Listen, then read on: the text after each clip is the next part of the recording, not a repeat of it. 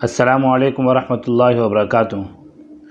और मेरे अजीज़ दोस्तों, कैसे हो आप लोग। उम्मीद करता हूँ कि आप लोग बखैर आफ़ियत होंगे। अल्लाह ताला आप लोगों को ऐसे ही खुश व खुर्रम रखे। दोस्तों, आज का ये वाक़या बहुत ही अहम है और मुझे उम्मीद है कि इस वाक़े से आप लोगों की ज़िंदगी में एक तग़य्युर आएगा, एक तब्दीली आएगी। और इस वाक़े को अपने घर की मस्तूरात को भी ज़्यादा से ज़्यादा सुनाएं, ताकि दिलों में पर्दे की अहमियत और अज़मत ज़्यादा हो जाए। तो चलो चलते हैं वीडियो की तरफ।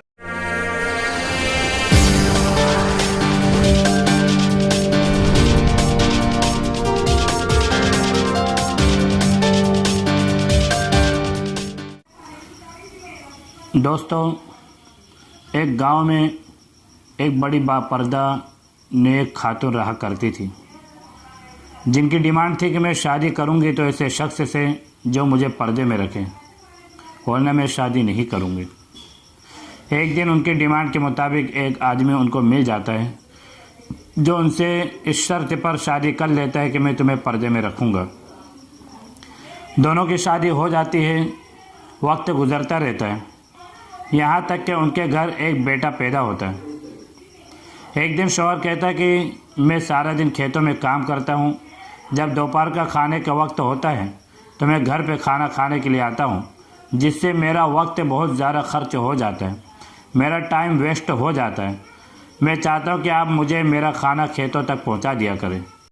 बीवी इस पर राज़ी हो जाती है और इसी तरह वक्त गुजरता रहता है, यहाँ तक कि उनके घर दूसरा बेटा होता है। तो शौहर कहता है कि अब गुजारा मुश्किल है, तुम्हें मेरे साथ खेतों में काम करना पड़ेगा और मेरा काम बटाना पड़ेगा, ताकि हम इस मुश्किल घड़ी को आसानी के साथ काट सकें। यानी शौहर उसको पूरे पर्दे से आधे पर्दे तक ले आता है। खैर, इसी तरह वक्त गुजरता रहता है, यहाँ तक कि उनके वहाँ तीसरा लड़का पैदा होता है और तीसरे लड़के की पैदाइश के वक्त शौहर उसको पूरे बेपर्दगी की हालत तक ले आता है। और वक्त गुजरते गुजरते तमाम औलाद बड़ी हो जाती हैं, सब शादीशुदा हो जाते हैं और अपने अपने काम में व्यस्त हो जाते हैं, अपने अपनी जॉब में मस्त हो जाते हैं। शौहर एक दिन घर में बैठा बैठा अचानक हंसने लगता है, तो बीवी उससे अचानक हंसने की वजह पूछती है। तो शौहर कहता है कि तू बड़ा पर्दा पर्दा करती थी, तेरा पर्दा ख़त्म हो गया। अब बता कि ये पर्दा और बेपर्दगी से क्या फ़र्क पड़ा। ज़िंदगी जैसी पहले कटती थी वैसे आज भी कट रही। बीवी ने कहा कि अभी मैं आपको बताती हूँ कि बेपर्दा और पर्दे से क्या फ़र्क पड़ता है। आप ऐसा करें, थोड़ी देर के लिए दूसरे कमरे में चले जाएं और वहाँ से आप देखें जो मेरे साथ जो चीज़ें पेश आ रही हैं उसे आप देखते रहें। शौहर दूसरे कमरे में चला जाता है और औरत उसी कमरे में बैठकर अपने बालों को एकदम बिगाड़ कर और अपनी हैयत को एकदम ख़राब करके बैठ जाती है एक कोने में और रोने की एक्टिंग करने लगती है। इतने में बड़ा लड़का आता है और माँ से रोने की वजह पूछता है। तो माँ कहती है कि बेटा, आज तेरे बाप ने मुझे बहुत मारा।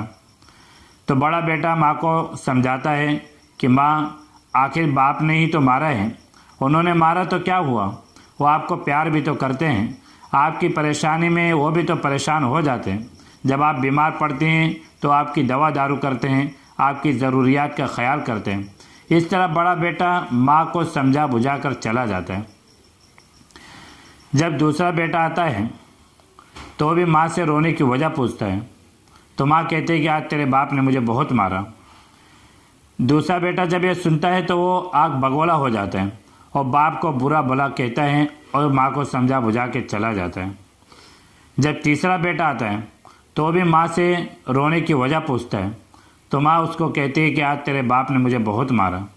तो तीसरा बेटा भी एकदम आग बगोला हो जाता है और बाप को बुरा भला कहता है, गालियाँ देता है और एक डंडा अपने हाथों में लेकर बाप को मारने के लिए निकल पड़ता है।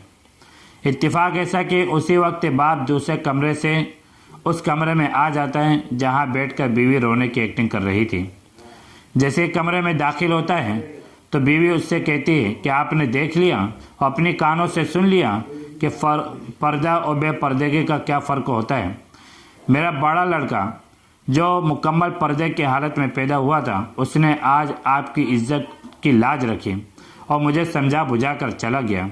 और दूसरा लड़का जो आधे पर्दे की हालत में पैदा हुआ था उसने आधी इज्जत की लाज रखी और आपको बुरा भला कहकर चला गया। तीसरा लड़का जो मुकम्मल बेपर्दगी की हालत में पैदा हुआ था उसने मुकम्मल आपकी इज्जत को पामाल कर दिया, आपको बुरा भला कहा, आपको गालियां दी, यहाँ तक कि जब उससे सब्र नहीं रहा, जब वो सब्र नहीं कर पाया तो अपने हाथों में एक डंडा लिया और आपको मारने के लिए निकल पड़ा। यह है पर्दा और बेपर्दगी का फ़र्क। दोस्तों, इस वीडियो से आज हम लोगों को मालूम पड़ा कि इस्लाम ने जो कानून बनाए हैं वो बेकार नहीं बनाए। इस्लाम ने किसी की आज़ादी नहीं छीनी। इस्लाम ने बल्कि हमारी ज़िंदगी की जो अच्छाइयाँ थी, हमारी ज़िंदगी के लिए जो अच्छे कानून थे वो इस्लाम ने हम लोगों को दिए हैं। आज औरतों के लिए ख़ास तौर पर मुसलमान औरतों के ऊपर तरह तरह के इल्ज़ाम लगाए जाते हैं कि मुसलमान औरतों को उनके शौहर कैद में रखते हैं, उनके शौहरों ने उनकी आज़ादी को ख़त्म कर दिया। लेकिन इस किस्से से मालूम होता है कि हमने औरतों की आज़ादी को ख़त्म नहीं किया, बल्कि बेपर्दगी के जो मनफी असरात थे, जो नेगेटिव असरात थे, जो औरत और उनकी औलाद पर पड़ने वाले थे, उससे इस्लाम ने बचाया है। और इस्लाम ने अच्छी ज़िंदगी किस तरह गुजर जाए उसके लिए कानून बनाए। और ये तमाम कानून जो है वो हमारी ज़िंदगी के अच्छे गुजरने के लिए है, ना कि हमारी ज़िंदगी को जहन्नम बनाने के लिए। मुझे उम्मीद है कि ये वीडियो आप लोगों को अच्छी लगेगी।